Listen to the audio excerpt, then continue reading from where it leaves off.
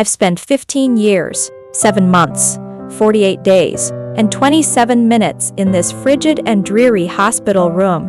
On good days, I was able to step out into the hall or head down to the fun zone that sat comfortably at the end of the long corridor. Bad days, my nurses wouldn't allow even the simplest of actions, such as coloring or drawing.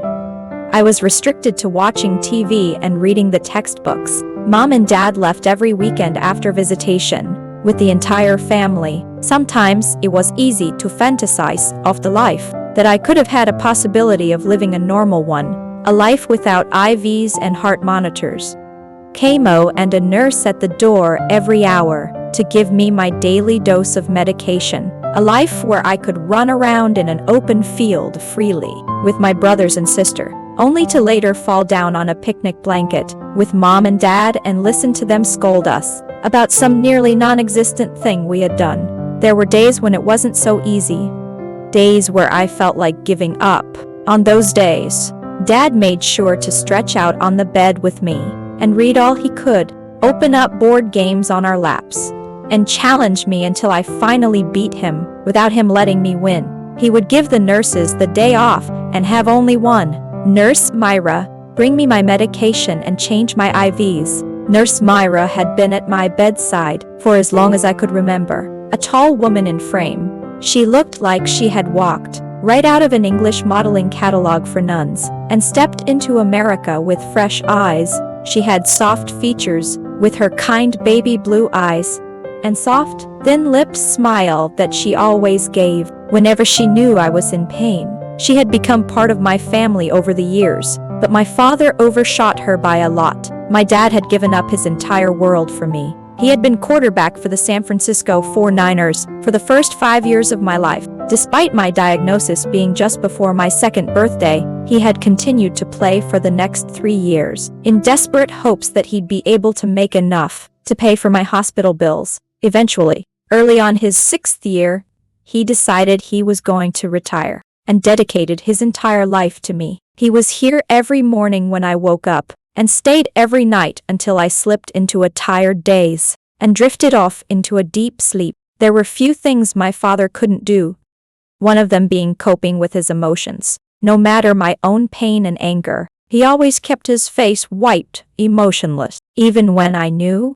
deep down, that he was breaking piece by piece, as he watched me slowly crumble before his eyes. Standing in the middle of the sterilized hospital room now, my father blocked my vision of the new doctor. She was short, about half my dad's height, with a tight black ponytail and even darker eyes. I've never met someone that could paralyze you where you sat, and it was odd to have her in here rather than Dr. Owens. Dad collapsed to the ground suddenly before the petite she-devil, face buried in his hands. The sound of my heart monitor beeping rapidly echoed throughout the room. As I pushed myself upright to see my father, Dr. Weimer set her clipboard down and rushed to my bedside, her cold hands falling against my skin. Grace, I'm going to need you to calm down. My dad! I tried to shrug her off. Daddy? He kept his head bowed, his breathing ragged, as he pressed his palms against the glistening tile, staring down at his reflection. I'm okay, he assured. I'm fine, baby girl. Calm down. I opened my mouth, trying to force words out from between my chapped lips, but my doctor had a different thought. I want you to lay back and relax. Grace, I'll be returning with your paperwork.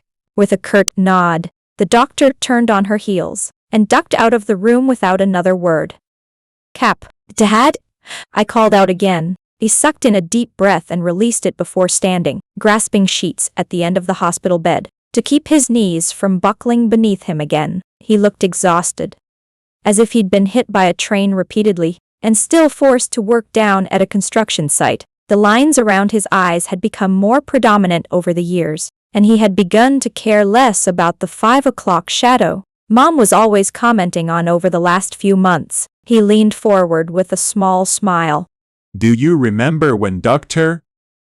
Owens forced you into all those tests a few months ago and couldn't give us the results right away? Yes. I sat up, crossing my arms on my lap. He sent them back and your blood tests have come back clear. Honey, you are clear. The transplant worked, Gracie. The cancer is gone. I only stared at my father in disbelief, not believing his words for a fraction of a second. That's impossible, Dad. Cancer can't just disappear. I wanted so desperately to take in his words and burst into tears of joy. You are right, Gracie, it can't. But the cells can no longer be seen in your bone marrow. Which means as of right now, you are in remission. He explained in a soft tone, arms outstretched in my direction. I only sat there, stiff in his arms, as he hugged me against his chest. His shaky hand found my shoulder-length dark black mane and buried itself in it. Lips pressed against my temple, as a hysterical laugh vibrated through his chest. I can go home? I whispered into his chest, afraid he may not be able to hear my muffled voice. He had no problem hearing it. Yes, Gracie. I'm going home. He laughed as he took my face in his hands and brushed his thumbs along the bags under my eyes, before the tears could roll any further down my ashen cheeks. This time you're coming with me.